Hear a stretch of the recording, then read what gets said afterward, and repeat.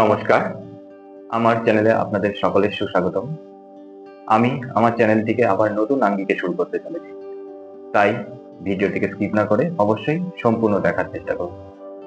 আর হ্যাঁ, পরবর্তী ভিডিওগুলি সকলের আগে দেখার জন্য আমার চ্যানেলটিকে অবশ্যই সাবস্ক্রাইব করুন। আজকের ভিডিওতে আমরা একটি গুরুত্বপূর্ণ বিষয় নিয়ে আলোচনা করব। তো আর দেরি না করে চলুন শুরু করা যাক। আজকের আমাদের আলোচনার বিষয়বস্তু সংসার ও জীবন। আমাদের প্রাত্যহিক জীবনে সংসার ধর্ম পালন করতে গিয়ে বা আমাদের জীবন অতিবাহিত করতে গিয়ে আমরা বিভিন্ন সমস্যার সম্মুখীন হই। সেই সমস্ত সমস্যা নিয়েই আজকের ভিডিও।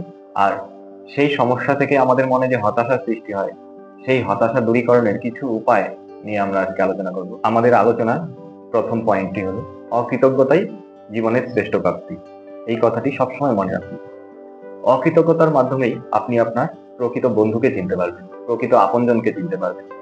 কোনো কাজ করে দিচ্ছেন কারো জন্য বা কারো উপকার করছেন, তার বিনিময়ে যে সে সবসময় আপনার প্রতি কৃতজ্ঞতা প্রকাশ করবে এরকম নাও হতে পারে। তাই কৃতজ্ঞতা আশা করে আপনি হতাশ হবেন না। তার থেকে আপনার কাজ আপনি করে যান এবং দেখবেন যে আপনি আপনার যে মহৎ উদ্দেশ্য নিয়ে বা মহৎ কাজগুলি আপনি করতে যাচ্ছেন সেটি সফল হবে এবং এই অকৃতজ্ঞতার মাধ্যমেই আপনি আপনার মহৎ কাজের জন্য উৎসাহ পেয়ে যাবেন। এবার আমরা চলে যাচ্ছি আমাদের দ্বিতীয় পয়েন্টে, সেটি হলো সংসারে মানুষ বেঁচে আছে শুধু দায় ও কর্তব্য পালন করতে। হ্যাঁ, ঠিক তাই।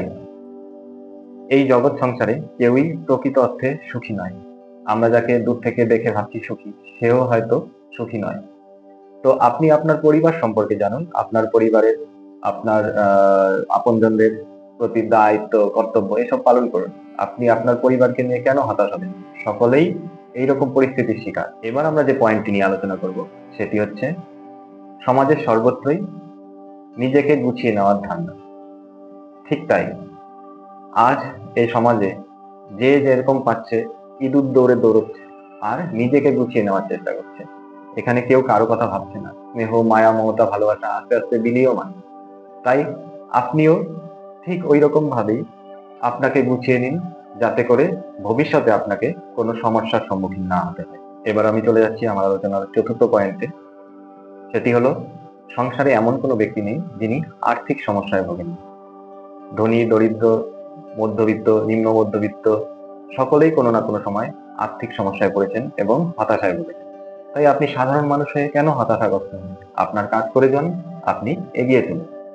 আমার আলোচনার পরবর্তী পয়েন্টটি হলো আপনি উচ্চশিক্ষিত ও যোগ্য ব্যক্তি হলেও যে চাকরি পেয়ে যাবেন এরকম কোনো নিশ্চয়তা নেই। ঠিক তাই, এদেশে যোগ্য ব্যক্তির কোনো মর্যাদা নেই। এরকমও দেখা গেছে যে অযোগ্য ব্যক্তিরা চাকরি পেয়ে যাচ্ছে কোনো মতে, কিন্তু একটি উচ্চশিক্ষিত বা যোগ্য ব্যক্তি ঘরে বসে আছে বা হতাশায় ভুগছে। এই ক্ষেত্রে আপনাদের হতাশায় ভুগলে হবে না। আপনার সামনে যে সুযোগ আছে সেগুলিকে কাজে লাগান। যে কোনো কাজই আপনার সামনে চলে আসুক সেটা আপনি অ্যাকসেপ্ট করুন। কোনো কাজই ছোট নয়। আর ধীরে ধীরে জীবনে এগিয়ে চলুন। আর যদি চাকরি পেতেই হয় আপনি আপনার পরিশ্রম দিতে থাকুন, চেষ্টা করতে থাকুন, দেখবেন একদিন সফল হবেন। এরপরে যে পয়েন্ট নিয়ে আমরা আলোচনা করতে যাচ্ছি সেটি হলো এই জগতে কোনটি মুখ আর কোনটি মুখোশ চেনা বড় দায়। বর্তমান সমাজে প্রায় বেশিরভাগ মানুষই মুখোশধারী। তাই আমরা হয়তো কোনো মুখোশধারী ব্যক্তির সাথেই কথা বলছি, আসলে কারো মুখোমুখি কথা বলছি না, তার মুখোশের সাথে কথা বলছি, এটা বোঝাই বড় মুশকিল। এই ক্ষেত্রে আপনাকে কি করতে হবে? আপনাকেও একটি মুখোশ পরে থাকতে হবে প্রকৃত মানুষকে চেনার জন্য। এবার আমরা চলে যাচ্ছি 7 নম্বর পয়েন্টে, সেটি হলো সৃষ্টিকর্তা স্রষ্টাকে কোনোদিনও ভালো চোখে দেখেনি। হ্যাঁ, আপনি আপনার সংসারের জন্য হয়তো অনেক কিছু করছেন বা যে দেখবেন সংসারের জন্য বেশি করছে বা বেশি দায়িত্ব কর্তব্য পালন করছে তার ঘাড়েই সমস্ত দায়িত্ব কর্তব্য এসে চেপে বসে, তবুও তার যে প্রাপ্য সম্মান সেটা সে পায় না। এই ক্ষেত্রে আপনি একটা কাজ করতে পারেন কি, আপনি যখন থেকে উপার্জন করা শুরু করবেন তখন থেকেই ভবিষ্যতের জন্য কিছুটা আপনি সঞ্চয় করে রাখুন, যাতে ভবিষ্যতে অর্থনৈতিক দিক থেকে অন্তত আপনাকে কোনো সমস্যার সম্মুখীন না হতে হয়। এরপর আমি চলে যাচ্ছি আমার 8 নম্বর পয়েন্টে, সেটি হলো হৃদয়ের তলদেশে ডুব না দিলে কারো হৃদয় সম্পর্কে আপনি জানতে পারবেন। আপনি যদি কারো মনের কথা বা তার প্রকৃত দুঃখ যন্ত্রণা উপলব্ধি করতে চান তাহলে তার হৃদয়ের গভীরে প্রবেশ করতে হবে। তার কাছ থেকে সমস্ত কিছু শুনতে হবে। তার দুঃখ বেদনা সবকিছুর সাথে আপনার হৃদয়কে মিলিয়ে দিতে হবে, তাহলেই আপনি প্রকৃত মানুষটিকে চিনতে পারবেন। এরপর আমরা চলে যাচ্ছি 9 নম্বর পয়েন্টে। 9 নম্বর পয়েন্টে কি, সংসারে আজ স্নেহ ভালোবাসা এগুলো বিলীয়মান, যা আছে সেটা শুধু দায় মাত্র। তাই এক্ষেত্রে আপনার করণীয় কি হবে, আপনি আপনার নিজস্ব কাজগুলি যতটা সম্ভব নিজে করার চেষ্টা করুন, কারো উপরে নির্ভরশীল হবেন না। তাহলেই আপনার মনে কষ্ট জন্ম নেবে। কারণ আপনি হয়তো ভাবছেন যে এ হয়তো ওই কাজটা করে দিবে, ও হয়তো আমাকে এই জিনিসটা কিনে দিবে, কিন্তু দিল না, তখনই আপনার মনে কষ্ট জন্মাবে। তাই যতটা সম্ভব চেষ্টা করুন নিজের সামর্থ্যে সবকিছু করার। এরপর আমরা যে পয়েন্টটি নিয়ে আলোচনা করব সেটি হলো, আমাদের পরবর্তী প্রজন্মকে সমালোচনা করে দূরে সরিয়ে রাখবেন। দেখুন, আপনার জেনারেশনের সাথে পরবর্তী জেনারেশনের একটু গ্যাপ থাকবেই। তাদের চালচলন, কথাবার্তা, জীবনশৈলী আমাদের থেকে একটু আলাদা হবেই। তো সেই জিনিসটাকে মেনে নিতে হবে। আমাদের মেনে নিয়ে তাদেরকে দূরে সরিয়ে না রেখে তাদের সাথে কথা বলে বা তাদের সাথে মিশে আমরা যতটা সম্ভব চেষ্টা করব তাদের সাথে মিশে তাদের কষ্ট, দুঃখ, দুর্দশা এগুলো বোঝার চেষ্টা করব এবং সেগুলো দূর করার চেষ্টা করব। এতে দুটি জেনারেশনের মধ্যে বন্ডিংটা কি সুদৃঢ় হবে। এরপর আমরা চলে যাচ্ছি আমাদের 11 নম্বর পয়েন্টে। সেটি হলো, নিজের অবস্থায় সর্বদা সন্তুষ্ট থাকতে চেষ্টা করুন। যিনি নিজের আয় ও আহার্যে সন্তুষ্ট তিনি সর্বদাই সুখী থাকতে পারেন। অন্যকে ঠকিয়ে, প্রাণান্ত করে তার সর্বস্ব কেড়ে নিয়ে টাকার পাহাড় জমিয়ে আমাদের কোনো লাভ নেই। এতে তার মনস্তাপ আমাদের ক্ষতি করতে পারে। তাই নিজের অবস্থান সম্পর্কে বা অবস্থানে আপনি সন্তুষ্ট থাকুন, দেখবেন কোনোদিনও আপনার জীবনে হতাশা আসবে না। এরপর আমরা যে বিষয়টি নিয়ে কথা বলবো সেটি হচ্ছে, রসিকতা দ্বারা আপনি সংসারের কঠোরতা ভেঙে দিন। হ্যাঁ, সবসময় আপনি কঠোর মনোভাব নিয়ে থাকবেন বা সবসময় আপনি সকলের সাথে কর্কশ ভাবে কথা বলবেন, সেরকম হলে আপনার সংসারের বাকিরাও অসন্তুষ্ট থাকবে, আপনিও মনে মনে অসন্তুষ্ট থাকবেন। তাই কি, অনেক সময় আমাদের দরকার পড়ে কি, একটু রসিকতা। রসিকতার মাধ্যমে সকলের সাথে কথা বললে আপনি দেখবেন আপনার সংসারের অনেক দুঃখ কষ্ট সবাই ভুলে গেছে বা তারাও আনন্দে আছে।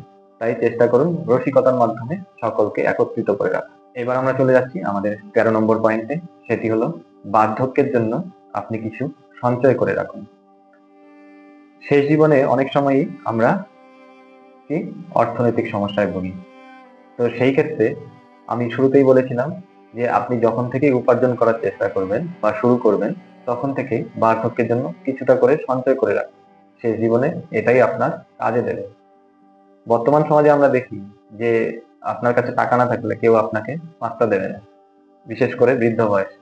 তাই এই কথাটি মাথায় রেখে আপনি অবশ্যই কিছু সঞ্চয় করুন। এইবার আমরা যে পয়েন্টটি নিয়ে আলোচনা করব সেটি হলো, গৃহের বিভিন্ন রকম কাজ থাকে আমরা জানি। গৃহের সমস্ত কাজগুলো সকল সদস্যদের মধ্যে ভাগ করে দিন যদি সম্ভব হয়।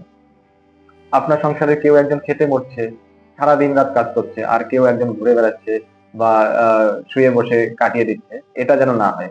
আপনি আপনার সংসারের হাল ধরুন, তারপর আপনি সমস্ত কাজগুলো বিবেচনা করে কাকে কোন কাজ দিলে ঠিক হবে সেইভাবে কাজগুলোকে বন্টন করে দিন। দেখবেন সকলের কাজের বোঝাও কমে যাবে এবং সংসারটাও সুখের হয়ে উঠবে।